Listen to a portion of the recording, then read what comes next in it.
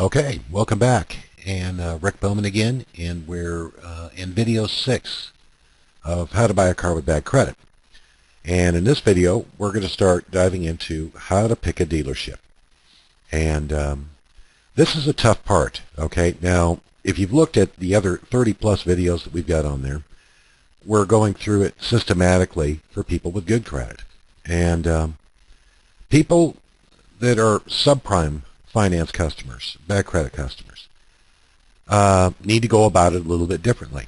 Not all dealerships that are out there specialize in subprime credit. Some have very, very weak finance departments. And a lot of it has to do with the personnel that are in the finance departments. If the finance director doesn't get subprime, if he just doesn't understand it, if the finance managers, because they're mainly money motivated, look at it and they go, oh God, what a waste of time, you're going to have a very, very weak subprime finance department. There's other dealerships out there that specialize in subprime and realize that through volume, they can actually, make some money. Not to mention, too, that some business models for dealerships will say, if we could turn some people around and get their credit good, and we can get them a car when they have bad credit, they're going to probably be loyal to us. And that's the whole basis of subprime lending and subprime finance departments. In some cases, some dealerships will even employ what they call a special finance manager. And all that person does is work on getting people with subprime credit financed on a car. Okay, and they hope that they build loyalty out of that over the period of time. I've held that position before, and I was extremely good at it, just being a subprime finance manager. And I loved it. To me, it was the coolest thing in the world when you could make somebody happy and get them a car and they weren't expecting to get approved. So with that, on some of the applications, and hopefully you've gone ahead and you filled out the 4 applications prior to some of the lending networks that are up there, you may have noticed that some of them have what I would call a placement service, where they know what dealers are interested in working with subprime. And that's a great way to start picking a dealership, is by getting in touch with those people.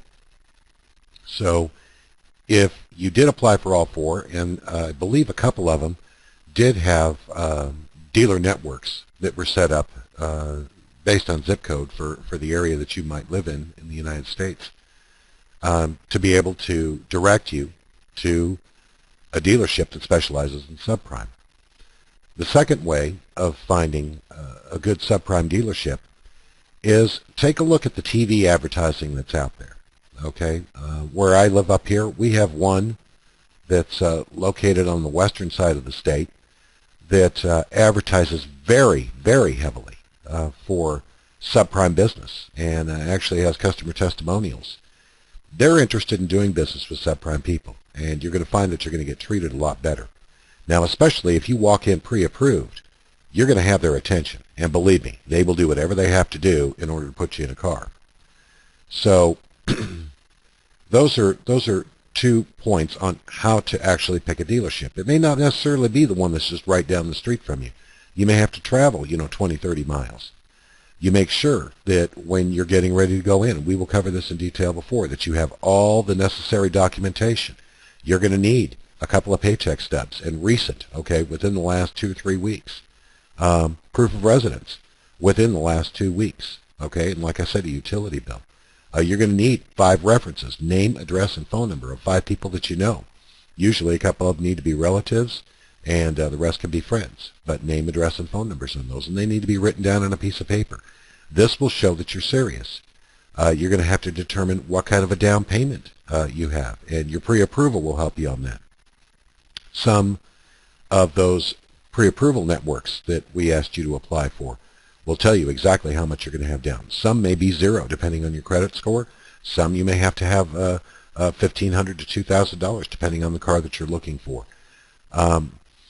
The main thing, and if I were safe, okay, and staying safe with most of the lending criteria out there, most of the banks want to see about $1,000 down. Okay, and that's a very fair way of going about it. The next thing, before we dive into actually how to negotiate the deal, and really dial in and zero in on how to pick the dealership that you're dealing with is this is where most people, when they go out shopping, blow it because they get taken advantage of. And you're going to find that this is what a lot of the negative crap is out there about buying a car with bad credit is, oh, they're going to screw you. The way they go about doing it, supposedly, and I hate to bash the dealerships, but the dealerships are going to base the way they approach you on how much you know. And one of the biggest mistakes I have ever seen a customer make, and it's common, they do it all the time, is they have no clue on what their credit score is. None whatsoever. So, like I said a couple of videos back, the easiest way would be come out and take the guy that comes in and he's, oh yeah, I'm a man, I'm this, I'm that, yeah, I'm going to tell you what to do. And yeah, go out there and take the wind out of his sails, pull out his credit report and go, you didn't pay this guy, you didn't pay this one, hey, you made an agreement and you signed this, okay, and said that you would pay and you didn't do that, hey, what about this repo? And you take all the wind out of his sails, so you never even discuss what his credit score is. You just make him feel like a less than average person, okay, by pulling him down to earth and making him realize, hey, your credit ain't so good and I'm doing you a favor. And that's all because they don't know what their credit score is. So what I've done is there's a bunch of different, freecreditreport.com and a bunch of these different ones that are out there. And a lot of them charge money for it. And I believe that I found one that does not and will give you an idea of what your credit score is. And it's just a easy email type thing. They're going to probably have some services, that they're going to offer as far as credit monitoring, maybe credit repair. And you can take a look at those. I believe in them. I think that any help, and we're going to get into some help on starting with the car and getting you the car loan. That's your first step to cleaning up your credit. There's a couple other steps that we'll have that will involve. But the main thing that I really want you to do before you even go out is get your credit score. There's going to be a link below this video. And again, you're going to have to be on our website to get this. But you want to click on the link below the video and get your credit score. And I believe it's just a real quick name, address, or name, phone number type thing. I'm not sure which one we put on there, but we did some research on which one was the best. And click that on, get your credit score so that you're prepared, so that you know exactly where you're sitting. And we will see you in the next video, and that's going to be how to go in and start negotiating a car deal when you have bad credit, and whether we should take warranties, things like that. Thanks for listening to this one, and we'll see you in the next video. Make sure you click on that link and get your credit score. Thanks for listening.